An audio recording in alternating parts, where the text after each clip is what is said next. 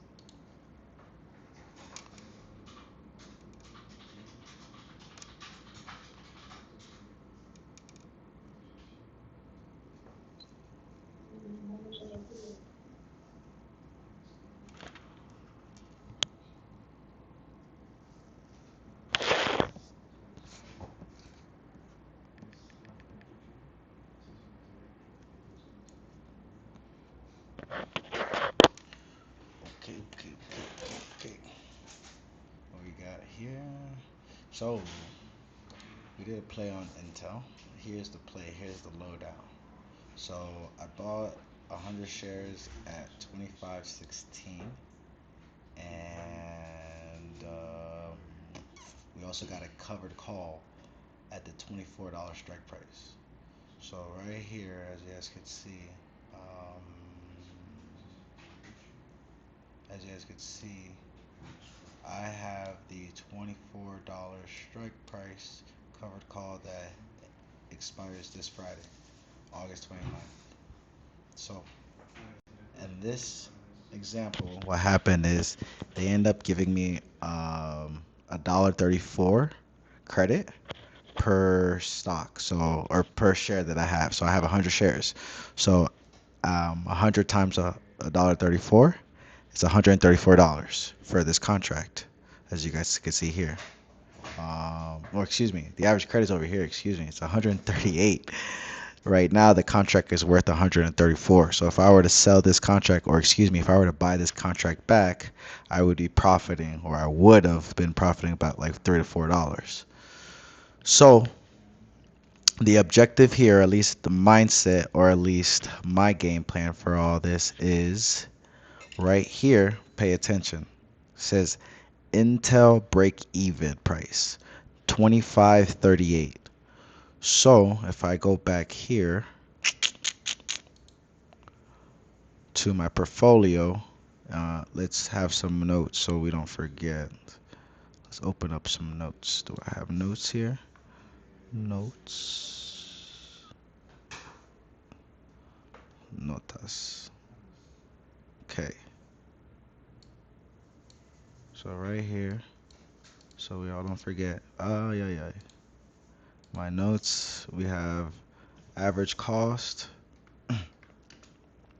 25.16 on Intel.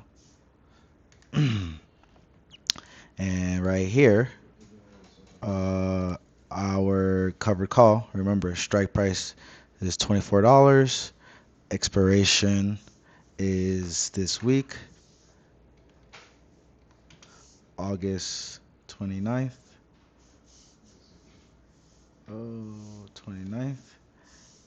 And our average credit, remember, was 138.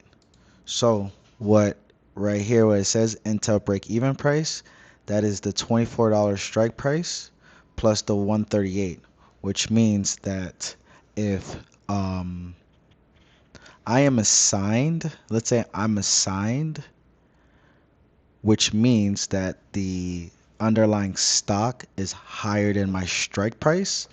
If I am assigned, and let's say Intel stays right here flat, $25.05. Right here, I bought it for 25.16. The underlying stock had dropped 11 cents. But when it comes down to expiration, they're going to sell my 100 shares at $24. But because I gained a credit of 138, realistically, I sold my shares at 25.38. So if I sold my shares at 25.38 and I bought them at 25.16, which means I made a profit of, I believe that's 22 cents. But that's 22 cents times 100 shares. So that would be 22. If I can find the equal sign. That would be $22. So I'd make $22 off this transaction. So yes, I'm not making the whole entire amount. I'm not making a lot, but that's not the objective. The objective is to protect my income, and I got to do whatever it takes. I think this is also called hedging, I believe. So that's like the, I guess you could say, the upside downside risk. That is, if Intel stays above $24, what I don't want to happen, or I mean, not necessarily what I don't want to happen, but what wouldn't be in my favor if it ended up happening is if Intel at the end of expiration rips higher than 25.38, I would be missing out on potential gains.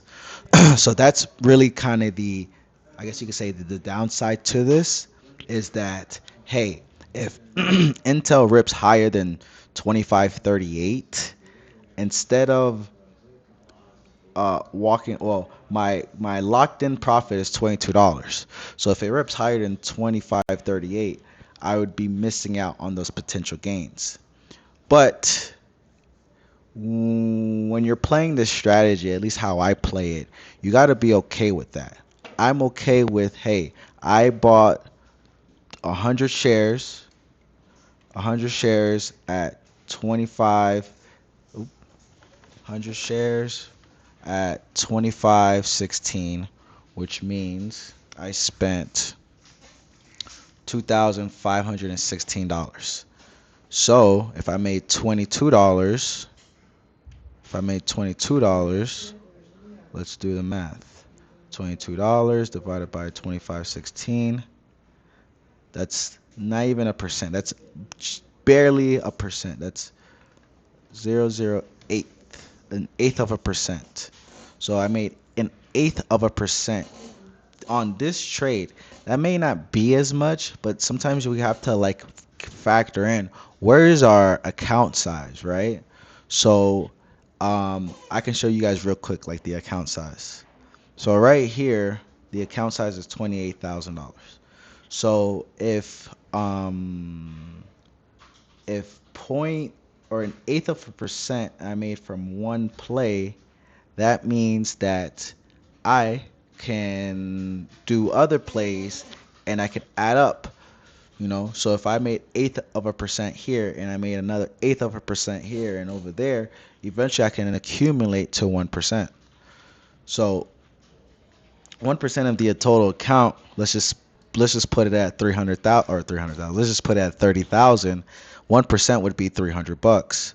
So if I made $30 or roughly about $30 on one play, That's 1% of my total profit of what I'm trying to make. So if I'm trying to gain 1%, I just did a tenth of that 1% on one play. Um, and I didn't really have to invest a lot, you know, like right here. Got this freaking crazy play going on. Like, I don't know who I think I am, but I got this crazy play going on. I got 225 contracts of SPY ending or expiring in September 30th. So I got some time. I got a little over a month on these contracts, but I don't know who the fuck do I think I am having all these damn contracts. I need SPY to rip. I need SPY to do something crazy in the next couple days. If so, the contracts are worth right now minus the 1,600. We're about like $12,000. All these contracts are worth about like 12,000. What I like to do is I don't wait normally till expiration for contracts. I like to see like if there's gonna be a big move, and I like to have time decay on my side. So let me show you guys an example. So let's say the SPY rips to 649, right? 649 is not even a good example. Let's say it rips to 653. 653 would be about a 1.5%.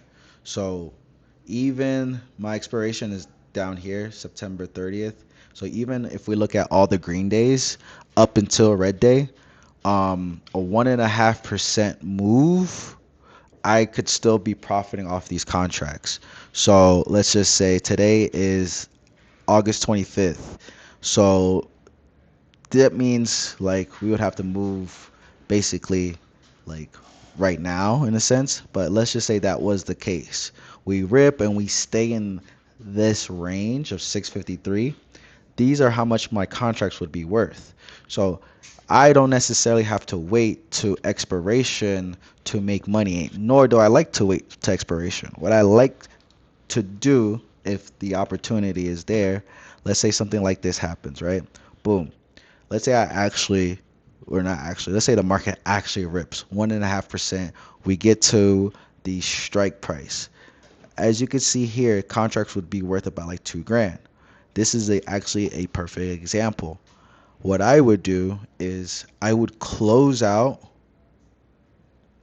about so I have 225. So I'd close out 215. I would close out 215 because each contract is worth $100. So since each contract is worth $100, and I'm getting 63, or I've gotten $56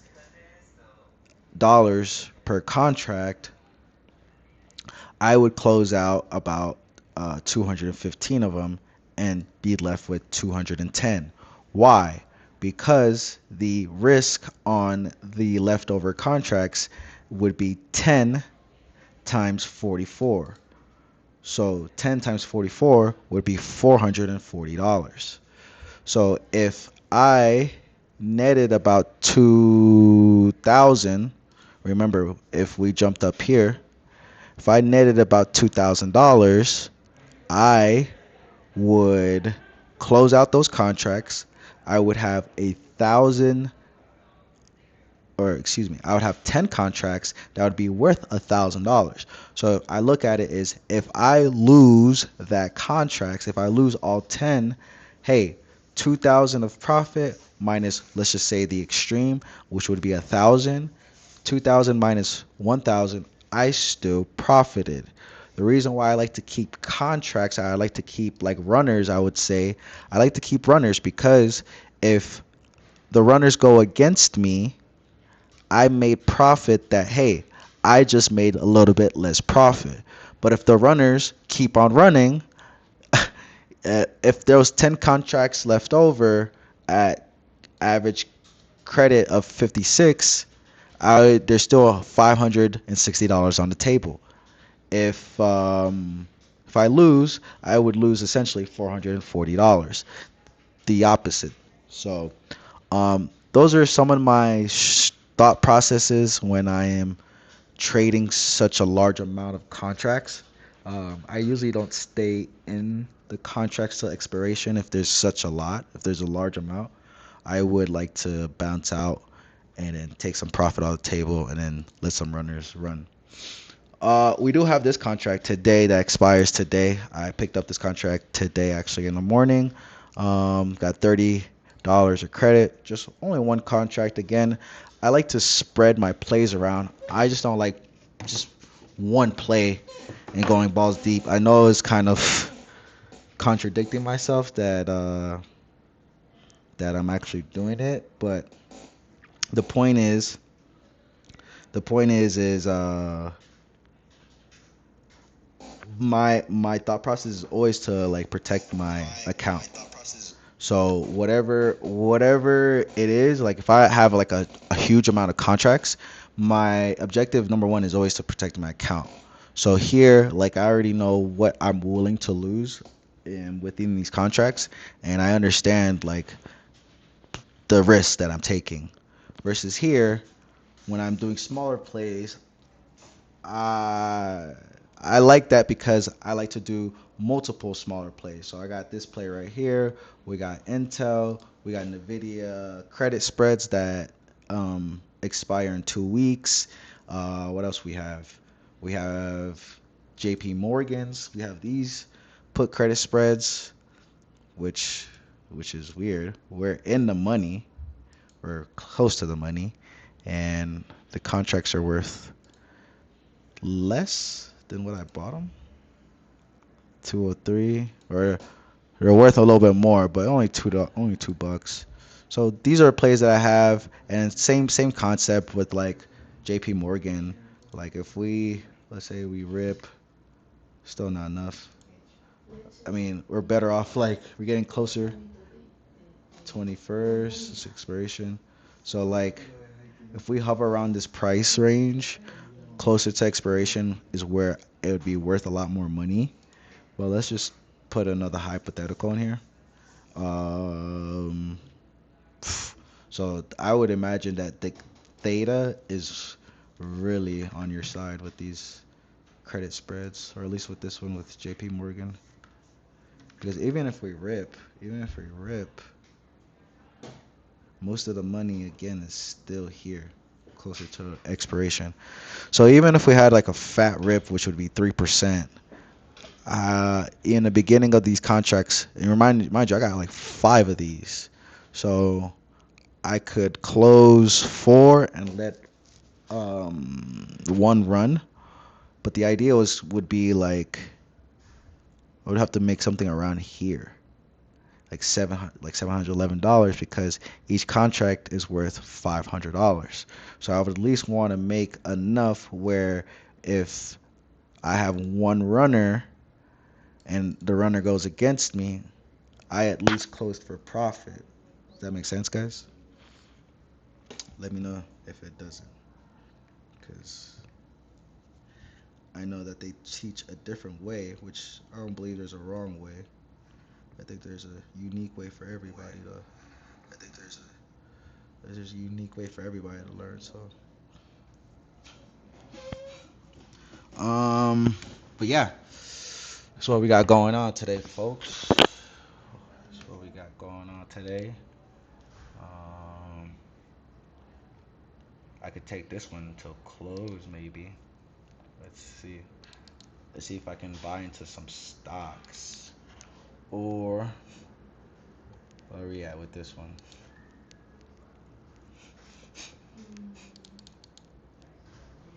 I want to get into Tesla again. I want to see where Tesla's at. I need Tesla. I need Tesla. Give me Tesla. Oh my cookies, bro. Are you serious, bro? Dude, look today. This is today, bro. This is today. This is 2 hours ago. I bought this at 338. I sold at 3 points. And we're up freaking another 3 points. This is disgusting, dog. And I was thinking about buying it too, re-getting in. I didn't get in. So everything is getting a little juice. I think the market's getting a little juice right now. Let me see what's lagging. AMD is lagging. Nvidia, are we still running up? We got Nvidia earnings. We got Nvidia earnings soon. Oh my God, Nvidia's still running up. Jesus Christ. Jesus Christ. Apple. Let me see some Apple. Do we have some Apple? Mm, some Apple. I want to get some Bank of America too later on. Amazon, Google still running. Godly, these things are still running today. Apple. I like Apple. I like it. But I'm gonna go in. Not too heavy here, guys. I'll probably go in 50 shares. 50 shares light. See who's lagging. I think Amazon's probably a lagger here. So we're gonna do about like 50 shares.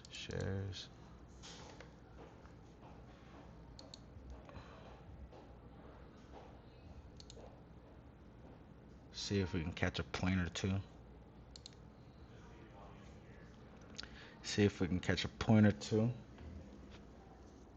Yeah, we just picked up. See if we can get a point or two.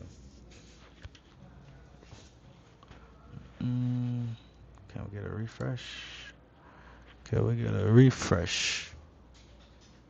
Alright. So we're in there. We got 50 shares at Amazon at 228.83. Like I said, I'm trying to look for a point. We can the point would be a new high.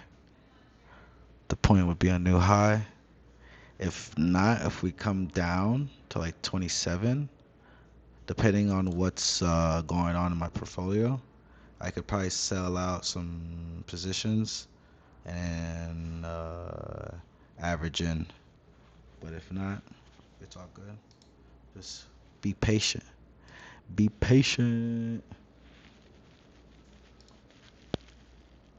These things. And then what's crazy about the market, bro? They be scamming, bro. Look at the spreads. They fucking scamming. Like if I wanted to close, right? Let's see.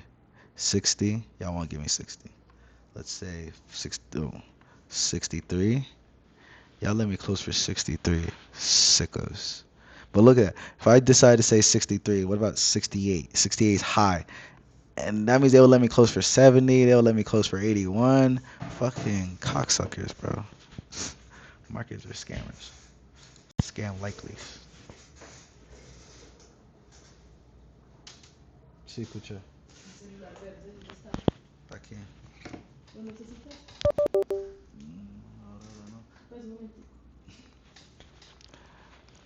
So, yeah.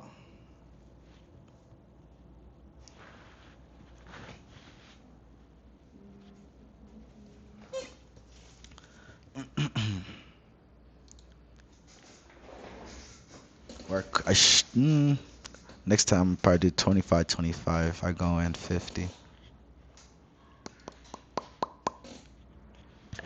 25.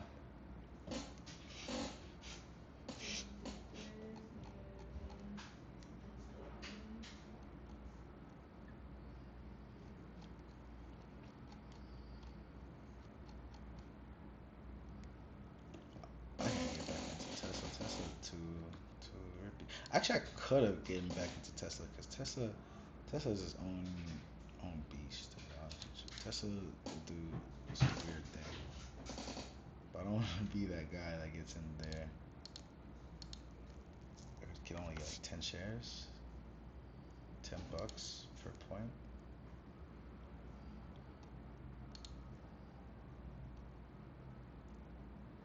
Alright, so cool.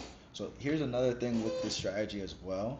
So if you feel like that um, the underlying stock is gonna go up, like let's say, like, cause I have this for the week, right? And let's say today we had a bad week, or today we had a bad week. Today we had a bad day in the week. So let's just say right now these contracts are worth, or was worth $4. Right now it's worth $2. Let's just say hypothetically it goes down to $4, right? I can close it out, maybe make $3 and change, and then if Intel rips back up, like I made like $3 off the asset, right? And then like if I sell out, like right now it's worth $3, right? And then right now I'm down $9.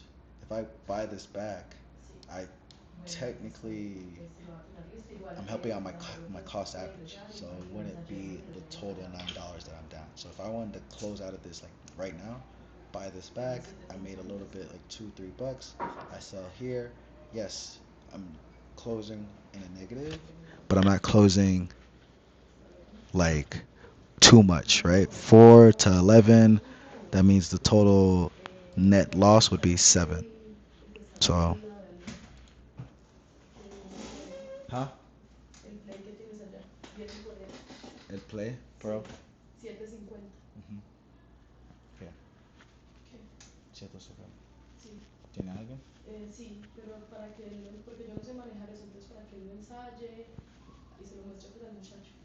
Ah, ok. ¿Pídelas acá o voy rapidito? ¿Él viene? ¿Ya?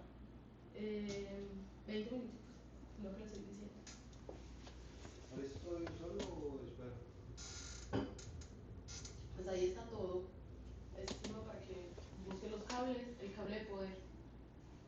Espérame tantico, ¿cómo se llama el man para ir registrándolo de un solo? Que...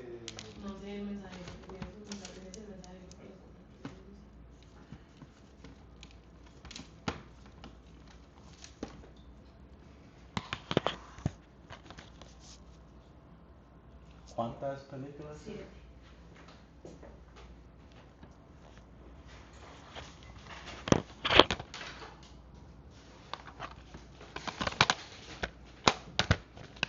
Nosotros tenemos un HDMI, ¿no?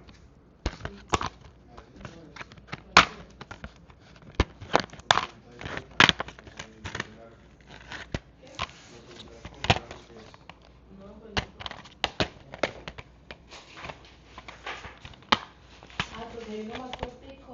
Ok. Voy a buscar a ver. Esto está como muy sucio.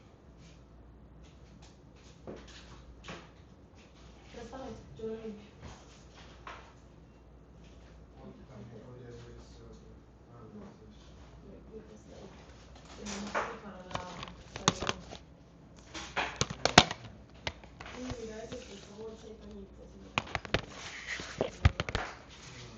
No, yo no. ¿Y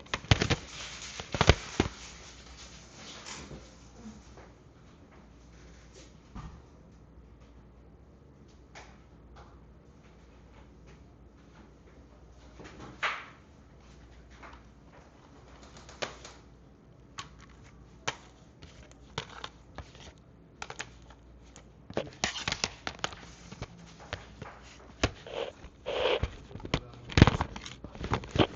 qué no le damos a este? ¿Es un HDMI igual? No.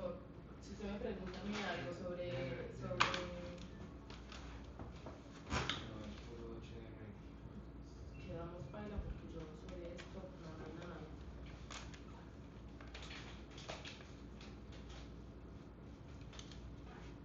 acaba la alimentación sin el play. No lo esperaba. Saca raro.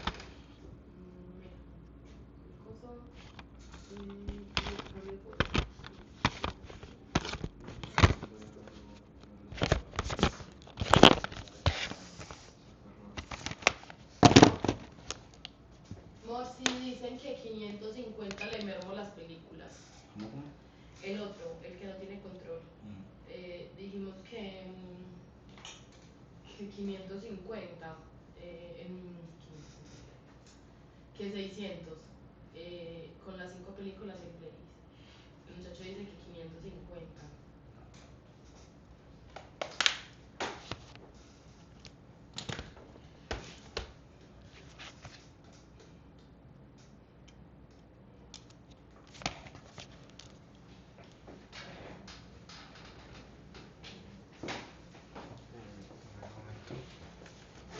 ¿Será que lo podemos sacar de acá?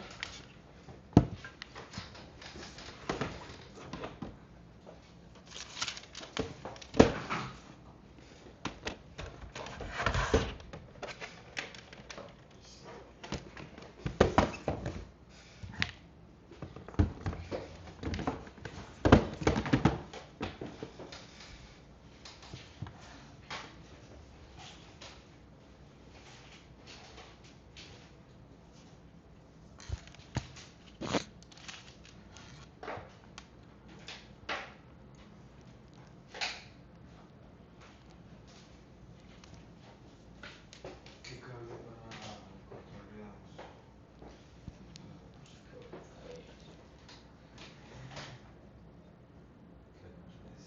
Nada, sino que es que si quedan así, se rayan, se caen, se dañan. Entonces, dos que había las metí, una en una línea y otra y otra.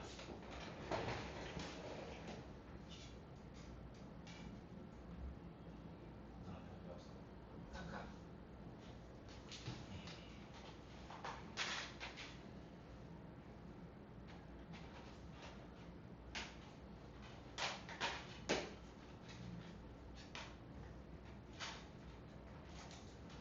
Esta, pues, por los años. Esta es música. Ah, ok. ¿Y esto? Sí, poner Pipa. Sí, pico bonito.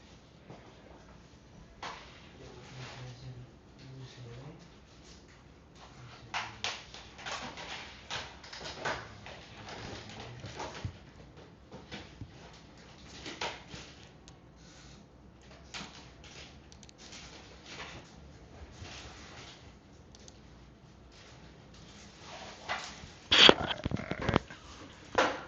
testing, testing, testing. I want to see if my. No, it just timed out. What's up with my headphones, bro? My headphones slacking.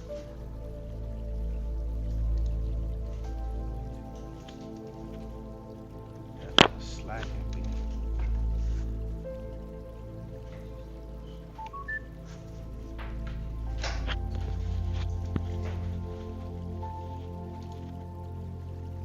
Bluetooth. Oh, I'm only down like $10. So that's straight.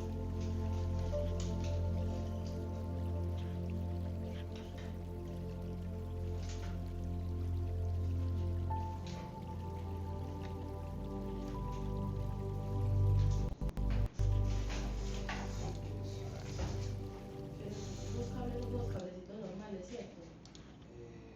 De este Vea, y de ese. cambian. En el cajón de hay un montón de esos cables. ¿Qué ¿En el cables segundo buscan? o tercero? En el segundo. ¿De cuál? Muéstrame, es que no me acuerdo. Sí, ahí.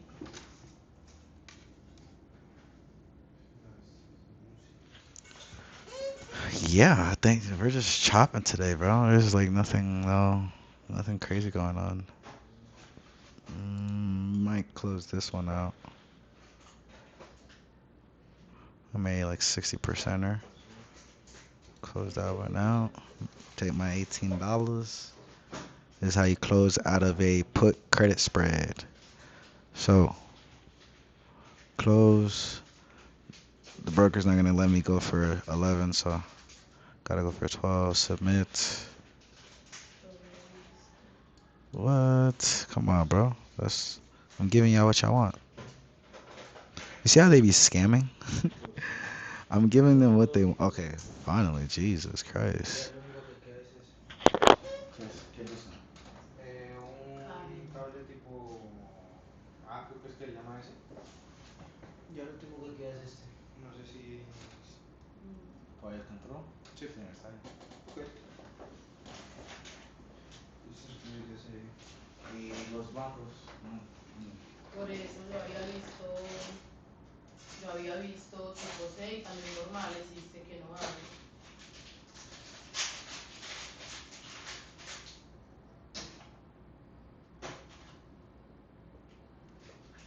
Habían, ¿cierto?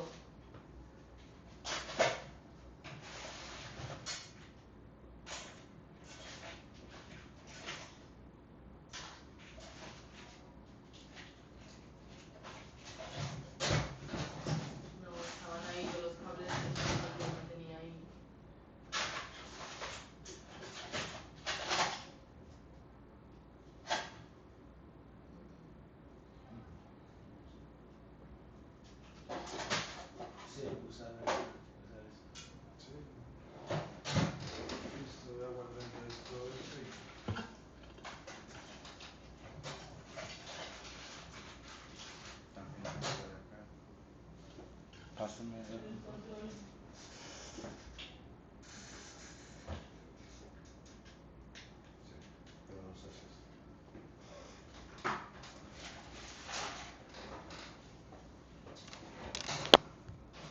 Escucha.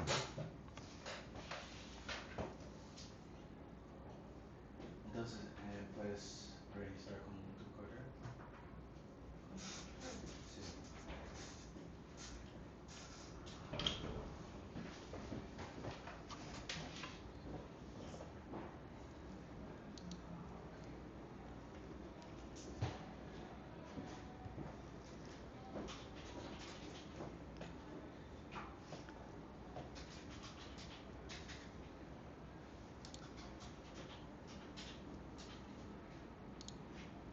Alright.